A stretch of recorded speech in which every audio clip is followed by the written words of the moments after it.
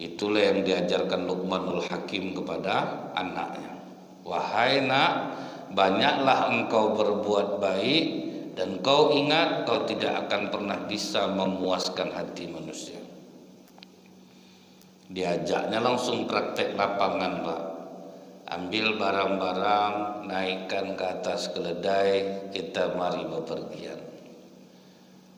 Dah penuh barang di keledai itu, Bu, dibawanya lah jalan. Pertama yang naik di atas keledai bapaknya dulu, anaknya jalan di bawah. Udah sampai di suatu tempat, datang orang kampung bilang, bapak ndak ada otak bapak nih, Pak. Anak bapak jalan di bawah, bapak enak duduk di atas. Bapak lah yang jalan di bawah, anak bapak duduk di atas.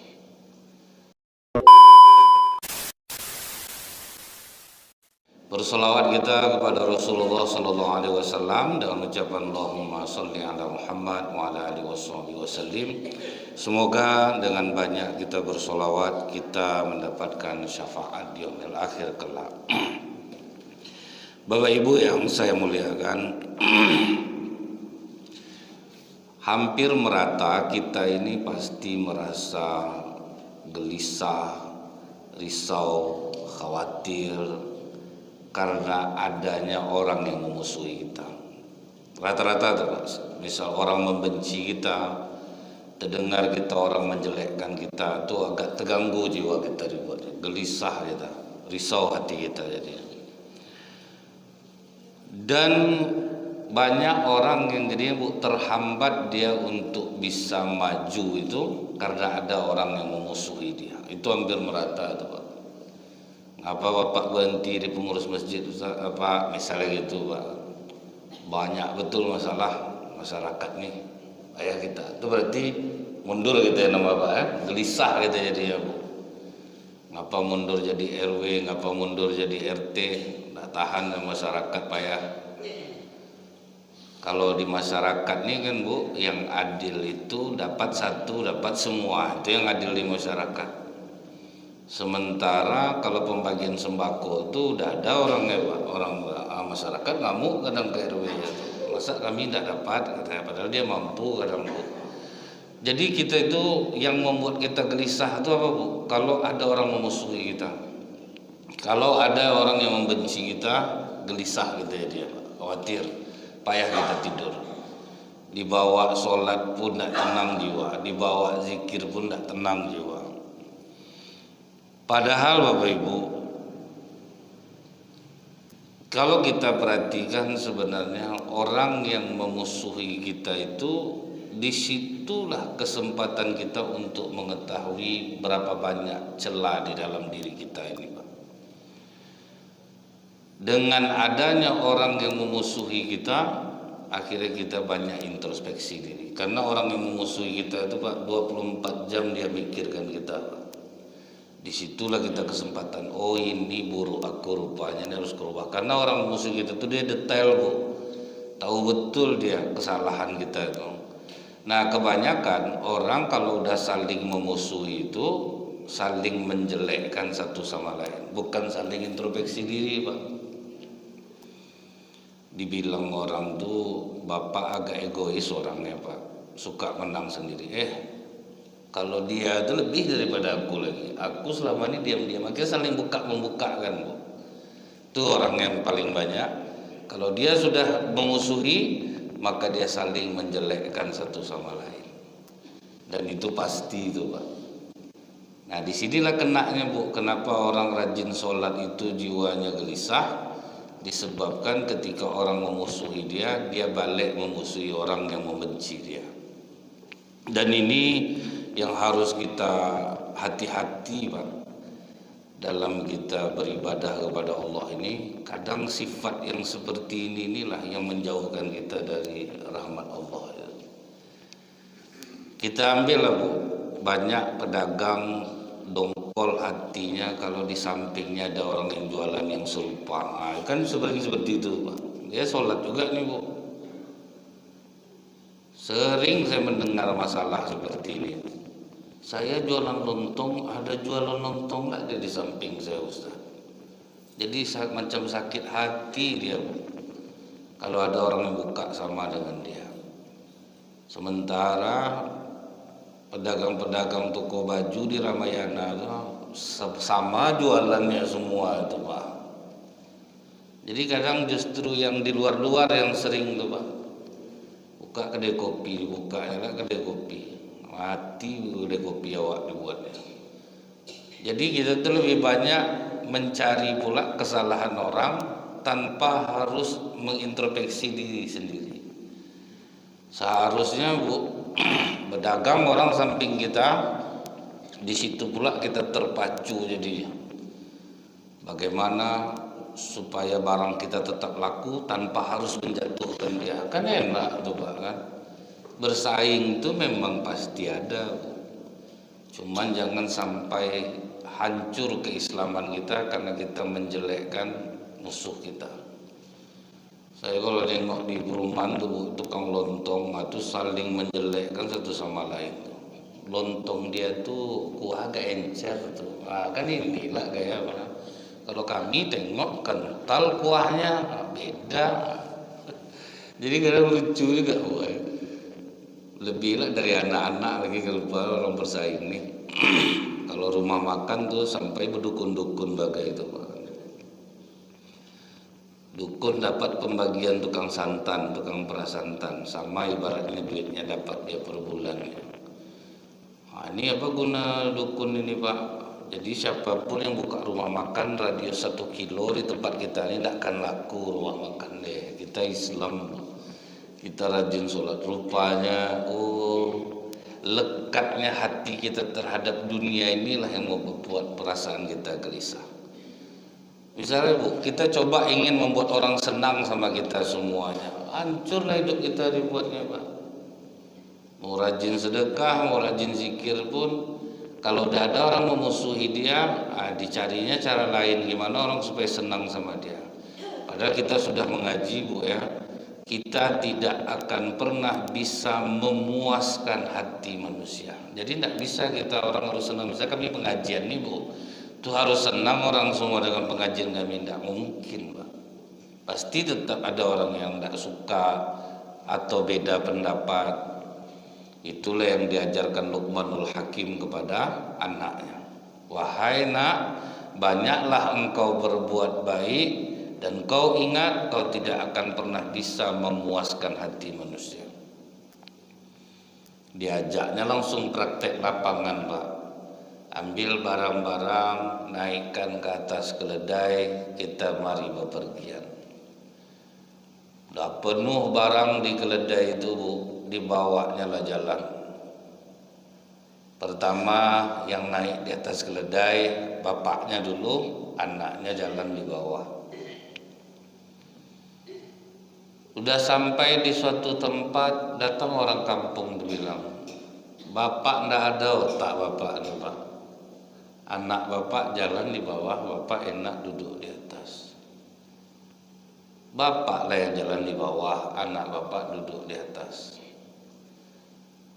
Kata Luqmanul Hakim kepada anaknya, dengar kau nak, tetap tidak ada saja orang yang tidak akan puas dengan apa yang kita lakukan. Sekarang kau duduk di atas lagi, bapak lah jalan di bawah. Sampai di suatu kampung yang lain, orang kampung dibilang, ini anak durhaka, ini tidak ada otak. Bapaknya jalan di bawah, dia duduk di atas. Kau dengar lagi, tetap orang tidak akan puas. Ada aja salah kita. Akhirnya naiklah berdua-dua dia di atas keledai itu.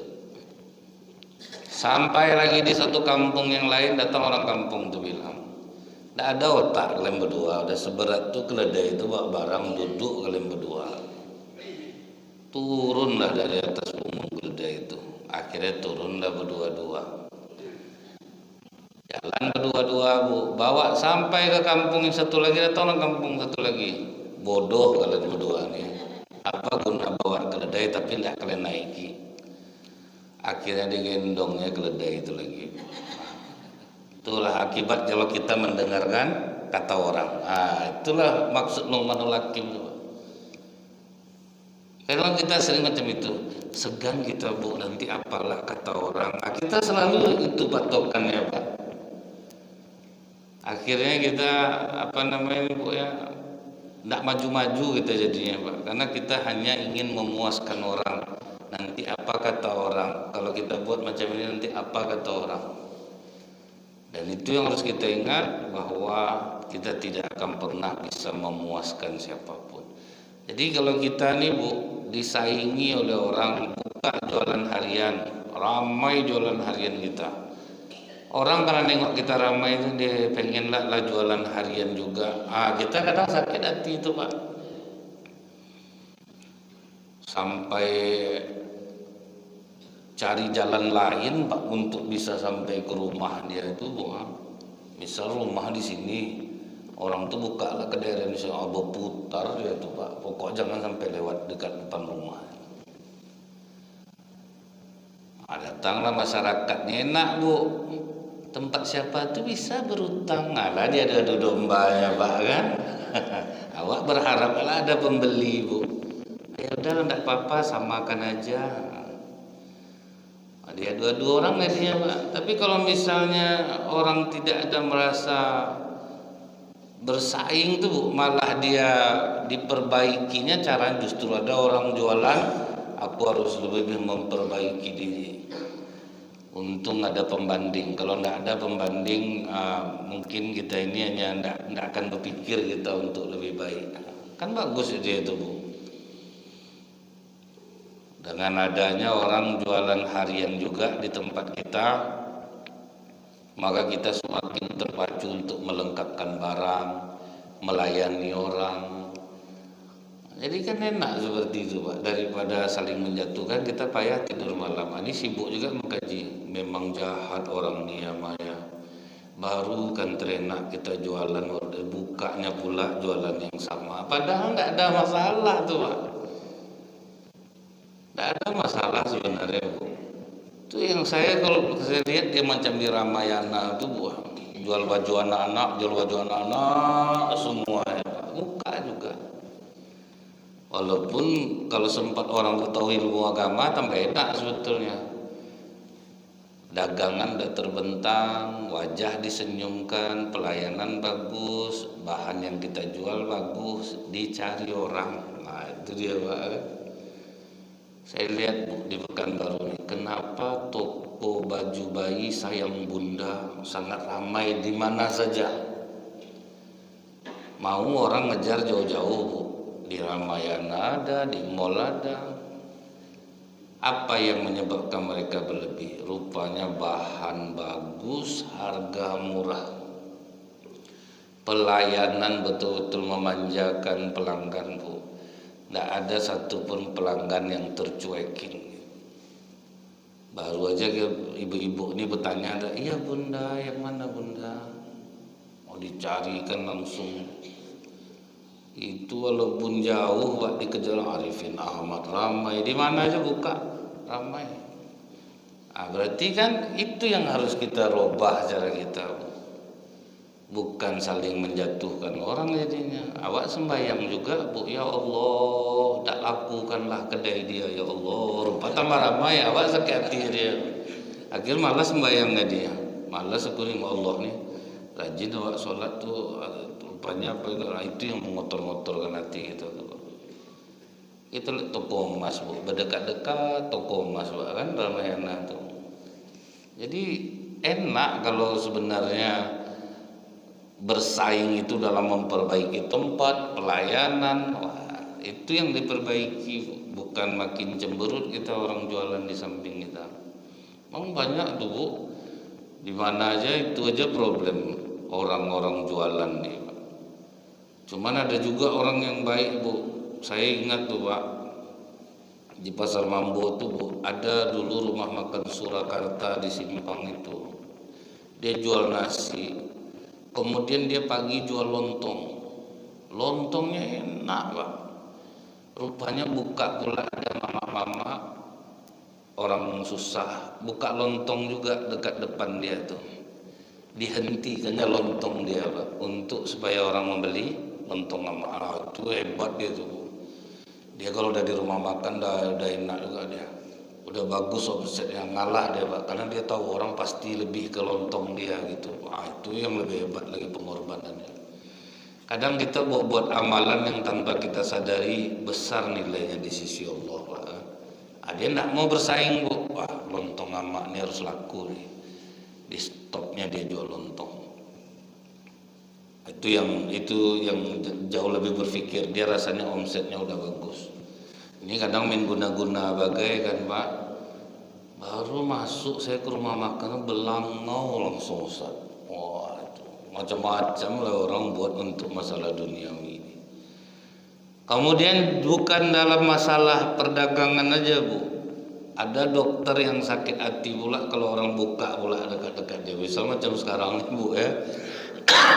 Klinik kecantikan kan banyak di Pekanbaru ini Pak.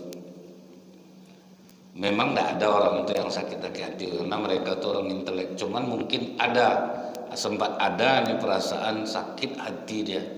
Awak baru kena ada persaingan tuh. Maka saya tanya juga waktu itu ke orang yang dipoligami oleh suaminya Bu. Awal sakit hati saya Ustaz, ngamuk sampai setahun saya tidak bisa nerima. Akhirnya saya makin jelek, suami saya makin sayang dengan madunya. Oh, berubah saya Ustaz. Akhirnya saya ikut senam, saya belajar dandan, saya ini. Akhirnya mempercantik diri. Kalau tidak ada lawan kemarin tuh Pak, udah santai Bu, mandi sekali 3 hari. Daster tidak ganti-ganti Pak kan. Sekarang ada lawan, oh tidak bisa nih. Kita ada saingan sekarang. Jadi kadang Bu, tidak selamanya suatu hal itu ternyata mendatangkan keburukan Pak. Justru awalnya saya Ustaz makin hancur, saya Ustaz badan kurus. Tentu suami saya masih makin sayang sama Pak. Oh, tidak mau saya tidak mau tenggelam dalam kesedihan. Akhirnya saya ikut senam, nutrisi saya perbaiki. Oh, ini rupanya. Jadi kalau kita bersaing sehat Pak, dokter ada buka, kita buka juga, pelayanan kita bedakan. Kemudian apalagi Bu, bukan di bidang kedokteran aja kadang orang sakit hati, ada dokter lain. Di bidang ustadz pun Bu, ngeri Pak. Saingan Pak. Ada dai yang lebih muda, yang banyak jadwalnya, sakit hati dai yang lain nengok Bu.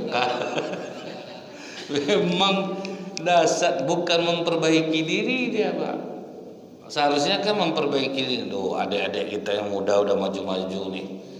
Kita yang senior bagaimana? Apa yang harus kita lakukan? Kita dalam berdakwah ini yang pertama ikhlas lebih kita utamakan. Ini bersaing dia Pak, habis diburuk-burukkan ya. Saya pernah duduk Bu ya sama Ustadz, sakit betul latihan yang Ustadz Abdul Somad Pak. Kan aneh tuh Pak. Pokoknya isinya kebencian aja Bu. Sampai saya bilang, Bapak ini lebih pula daripada ibu-ibu komplek lagi nih Pak.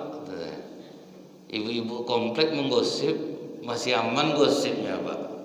Ini Ustadz yang digosipnya sambil memaki-maki. Bukan dia memperbaiki diri. Kita pelajari Bu, apa yang membuat orang itu berlebih. Secara spiritual dia, keilmuan dia, kerendahan hatinya, baktinya kepada orang tua, banyak faktor dia tuh Pak yang membuat orang berhasil tuh. Awak ilmu sudahlah kurang, orang ke orang tua kuranglah berbakti. Sudah itu tidak pula mau menambah wawasan. Wajar aja kita ditinggalkan oleh jamaah jadinya Pak. Jamaah makin cerdas-cerdas Bu. Akhirnya bersainglah dai yang satu dengan dai yang lain. Sibuklah berebut masjid kadang Pak. Berebut masjid dia Pak. Saya ingat tuh Bu, kena panggil saya waktu itu. Ini tidak bisa seperti ini. Habis masjid semua sama kalian. Sampai gitu. Kalian aja isi. Sampai kami tidak dapat lagi, saya diam. Itulah ternyata kotor jiwa ini Bu, tidak memandang siapapun Pak. Nah, di bidang keustatan pun rupanya macam itu juga. Persaingan kadang ngeri juga rupanya Bu. Tapi saya tidak pernah rasanya merasa bersaing. Misal gini Bu ya, saya tidak bisa datang. Terus misal pengurus bilang Ustadz aja yang carikan. Saya berusaha nyarinya yang terbaik. Dan saya sangat bahagia kalau akhirnya Ustadz itu dipakai oleh masjid di mana saya mengutus. Bangga saya rasanya Bu. Tapi kadang-kadang orang pas ditanya, kalau ada yang kosong kasihlah ke Ustadz lah. Kalau Ustadz ngisi itu nanti batal aku ngisi di situ jadinya. Jadi nak mau ngasih itu ada yang seperti itu. Ada lagi ingat dulu saya Bu ya, tapi itulah saya mempelajari bahwa ternyata banyak kotor jiwa gitu. Waktu itu handphone belum ada lagi Pak. Jadi kantor IKMI itu dulu ada teleponnya Bu. Kadang ada orang dari Tanjung Pinang nelfon minta kirim ustadz ke sana. Rupanya ada satu ustadz yang paling suka duduk dekat telepon tuh Pak. Jadi kalau ada orang nelfon Bu, ya assalamualaikum IKMI, ustadz ini bisa enggak Pak dia ceramah Tanjung Pinang? Ustadz itu tuh sakit ya. Jadi mungkin yang lain nanti kami utus. Dia terus pergi Pak. Orang udah heran juga. Kok dia aja yang pergi terus? Yang orang Tanjung Pinang pun gitu juga bilang, "Bu, enggak ada ustadz lain lagi selain dia." Ustadz lain sakit aja suruh ya, dibilang. Itu ada di Raja. Waktu itu handphone memang belum ada lagi Pak. Handphone ini kan barang mahal. Tahun 2000 itu kan handphone barang mahal, 3.500.000. Jadi masih banyak orang pakai telepon rumah. Masih ingat saya itu harga kartu simpati aja waktu itu 800.000. Masih ingat 800.000. Jadi siapapun yang pakai HP memang orang kaya raya lah waktu itu. Memang mahal, susah beli HP, sangat mahal. Harga mahal lah. Jadi dia duduk di telepon terus Pak, habis dijatuh-jatuhkannya. Siapa yang nyari Ustadz tuh? Tuh Ustadz tuh habis kena marah kemarin tuh, kurang bagus. Memang terpikir saya Bu, ternyata dalam agama pun bersaingnya salah juga gitu Pak. Bukan memperbaiki diri, malah nyerang kawan-kawan gitu. Nyerang kawan-kawan.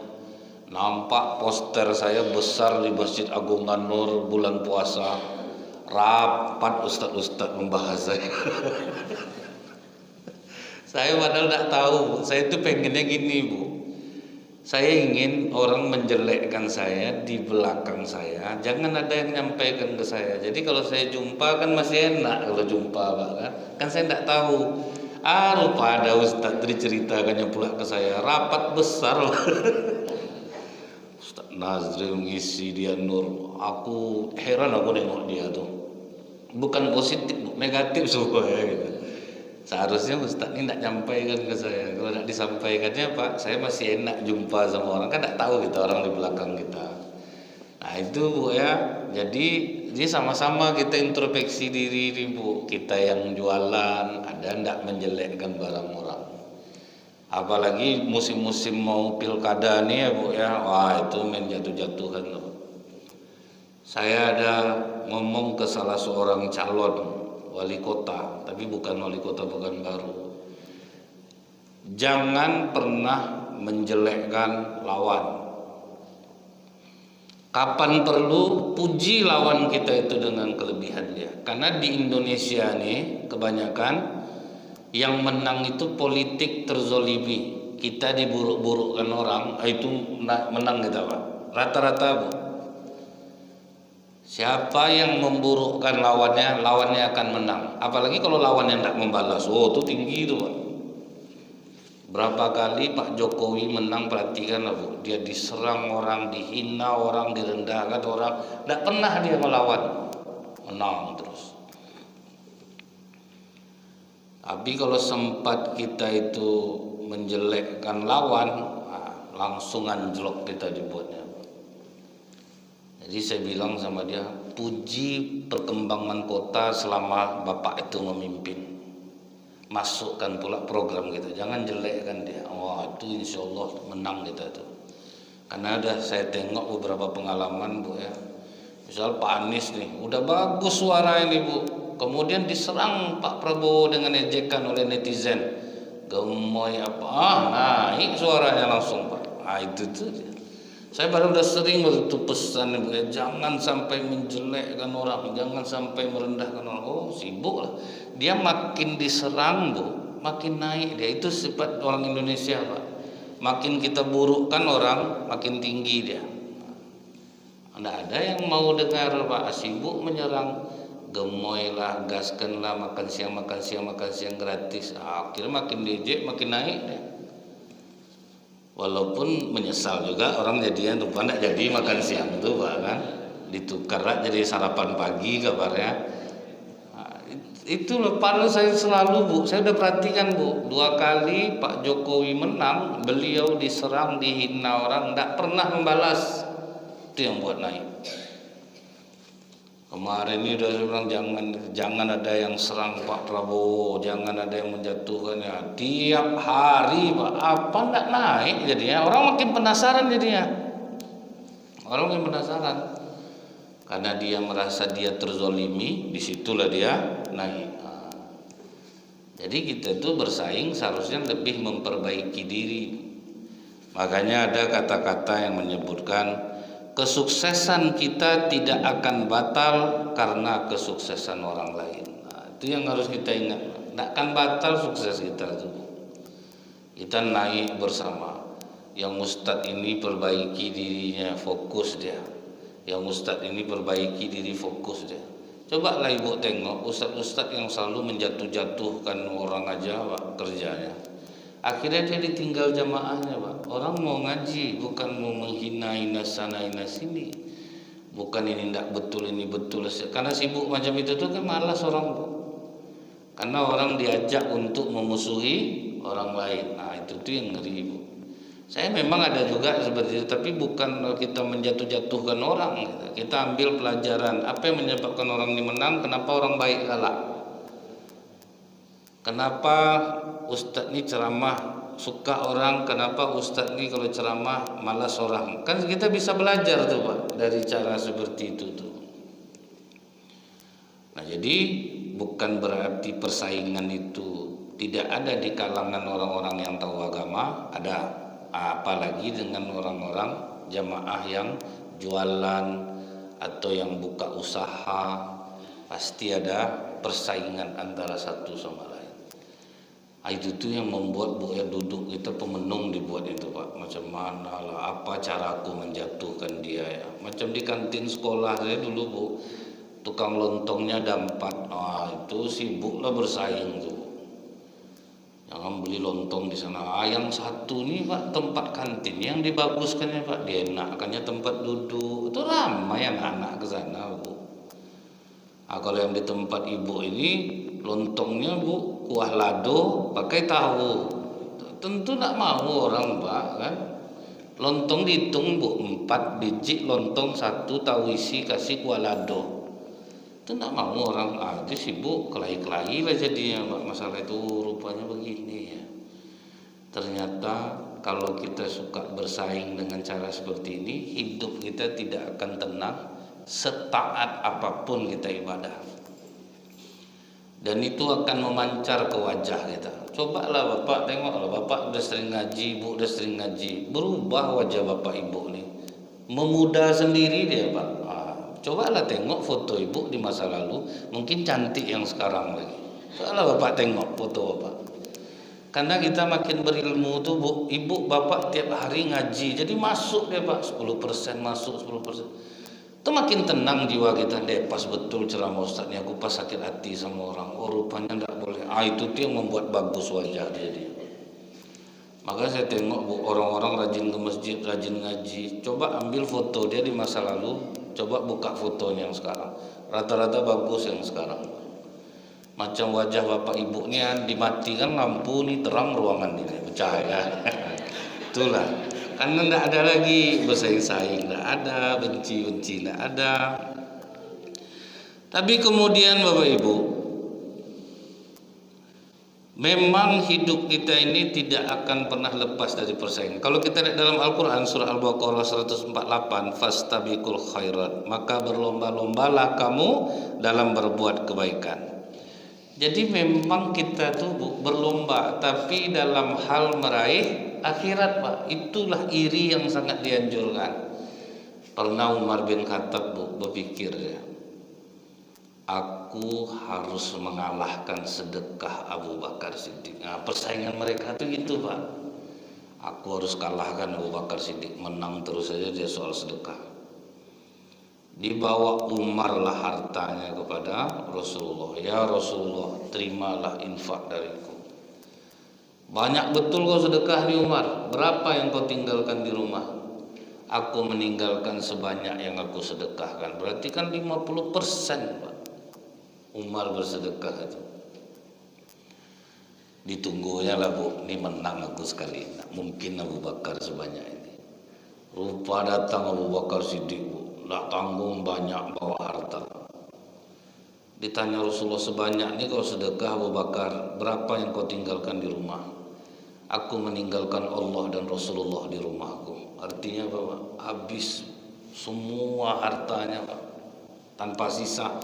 Jadi yang dalam bentuk emas, onggokan-onggokan emas itu di bawahnya semua. Jadi pengakuan anak Abu Bakar saat itu, sampai bapak Abu Bakar ini kan buta, Abdullah bin Quhafah itu. Jadi supaya bapaknya tidak marah, Pak, tidak nyangka Abu Bakar miskin, dimasukkan Abu Bakar lah batu-batu ke dalam tempat dia menyimpan harta itu, dibungkusnya pakai kain. Kemana bapak kau, kata Abu Bakar kata bapak Abu Bakar kepada anak Abu Bakar Siddiq, kepada Asma, dia mau pergi, tapi kok tidak enak hati aku, ya, sepertinya banyak betul dia membawa barang. Nah, barangnya masih ada, dirabakanlah ke batu itu, Pak. Oh, padahal semua harta dalam bentuk emas apa semua dibawa, habis semua. Itulah persaingan sahabat, Pak. Bagaimana berlomba-lomba untuk ke akhirat. Nah, perlombaan kita ini kadang, kalau kita berlomba-lomba untuk akhirat tuh kan jadi bagus ini, Pak. Sempat di masjid ini, Bu, orang berlomba-lomba bagaimana menjadi pengurus yang baik, bagaimana menjadi jamaah yang baik, masuk ke WC kencing jongkok semuanya, tidak ada lagi yang di dinding, baik laki-laki perempuan, siram. Nah, ini jadi jamaah yang baik nih, Bu. Sebetulnya kan laki-laki perempuan kencingnya jongkok, kan? Bukan berdiri, Pak. Kecuali ada satu tempat yang kita harus berdiri. Jadi kencing berdiri itu boleh, tapi diutamakan yang duduk. Misal bapak ke mall, tempat kencingnya berdiri, janganlah jongkok bapak di situ, macam berulah nanti. Ini gara-gara mengamalkan kencing jongkok, senggayut dia di situ, Bu, kan? Pecah nanti, Pak. Kalau kita jadi jamaah yang baik, bersih masjid, Pak. Kita tahu diri, masuk kamar mandi disiram dulu, kencing jongkok siram yang banyak, bersih. Pengurus pun baik pula, ingin berlomba-lomba dalam kebaikan, kamar mandi diberesin. Macam masjid di Jogja itu, Bu, masing kamar mandi itu udah ada nama pengurusnya. Jadi satu orang pengurus bertanggung jawab terhadap satu kamar mandi, kan banyak tuh. Wah, yang bersaing ngeri, Bu. Ada yang pakai wewangian, Pak, kamar mandi. Pokok boleh bersaing sendiri-sendiri. Kasih sabun, kasih parfum, ada yang ngasih handuk. Itu bagus persaingannya, Pak. Gimana melayani jamaah dengan baik. Ada satu masjid, Bu, baru langsung viral, Masjid Pemuda Indonesia. Namanya nama Masjid Pemuda Indonesia. 24 jam masjid itu dijaga dan melayani jamaah yang datang. Siapapun boleh makan, mau Kristen, mau Hindu, mau Buddha, silahkan tidur di sana, dikasih tempat tidur.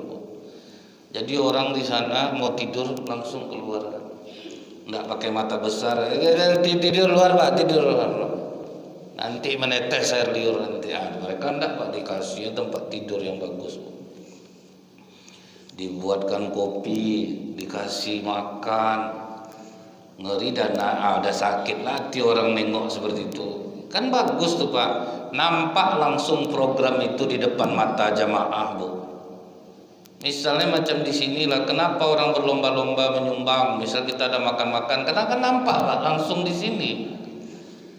Masjid Pemuda Indonesia itu dia kecil Bu, separuh masjid itu cuman melayani jamaah betul-betul sepenuh hati Pak. Marahlah orang sekarang tuh, habis duit masjid kalian buat, jelas lagi nampak Pak. Itu persaingan. Kalau orang dalam berbuat baik bersaing, sejahtera orang dibuatnya, jamaah akan ramai jadinya.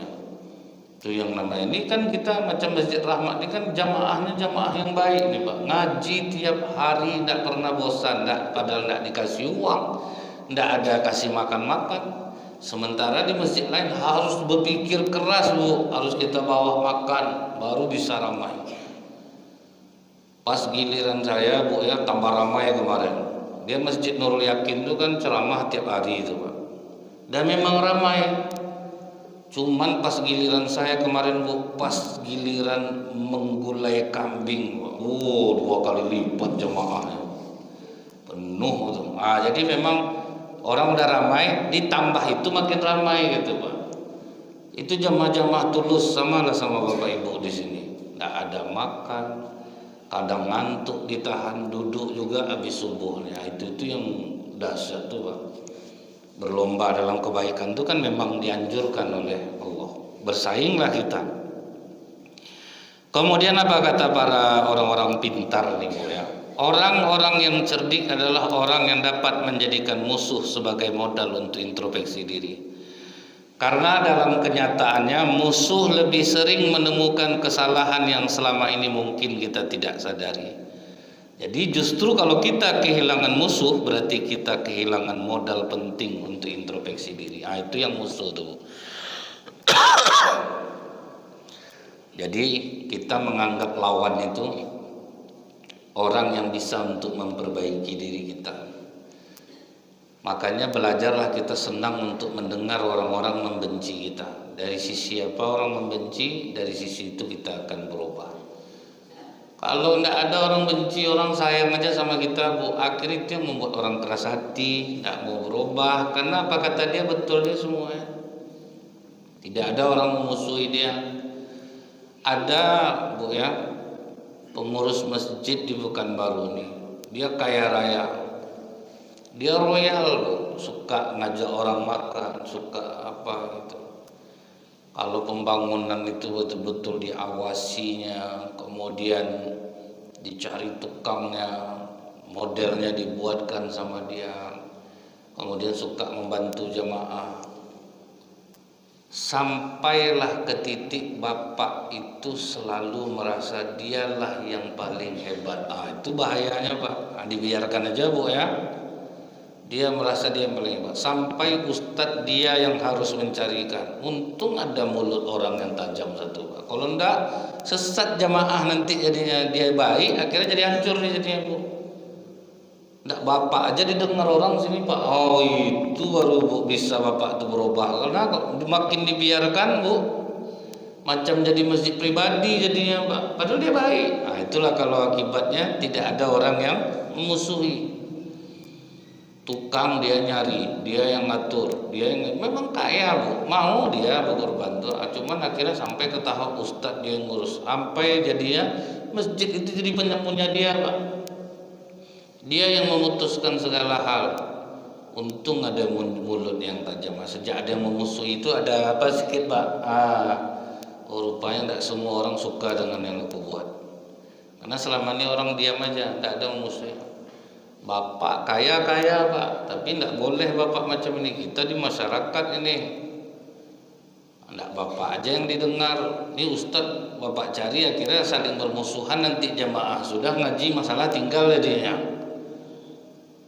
Dia kadang Bu, ada pengurus ini, dia yang suka sama ustadz tuh, tapi mewakilkan jamaah.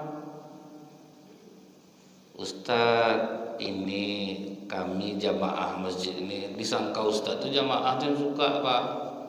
Rupa pengurusnya sendiri Bu. Makin lama tinggal 2 orang yang ngaji lagi Pak. Karena asal beliau mengaji, masalah tinggal jadinya Pak. Apa-apa yang sudah biasa dibuat orang di sana, di apanya Pak, akhirnya mulailah orang memusuhi dia. Cerita dia sama saya, kadang heran saya sama masyarakat nih Ustaz. Udah buat baik kita, dia gini pula Pak Haji, kata saya. Kalau kita memang berbuat baik, tidak perlu kita dengarkan omongan orang. Tapi untuk hal-hal yang harus kita bermusyawarah, tidak boleh putar kita keras hati sendiri. Pak Haji kenanya di situ. Pak Haji udah baik, cuman akhirnya Pak Haji merasa akhirnya masjid ini macam Pak Haji punya. Untuk hal-hal yang untuk musyawarah, Pak Haji tidak libatkan lagi orang. Wajar orang marah dia.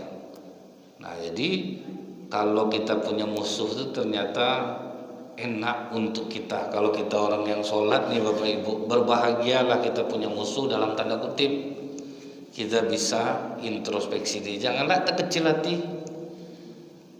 Kalau ada orang memusuhi kita kan kebanyakan kita terkecil hati dia Pak. Apalah salah saya, itu enaknya Bu. Diserang orang kita, dihina orang kita.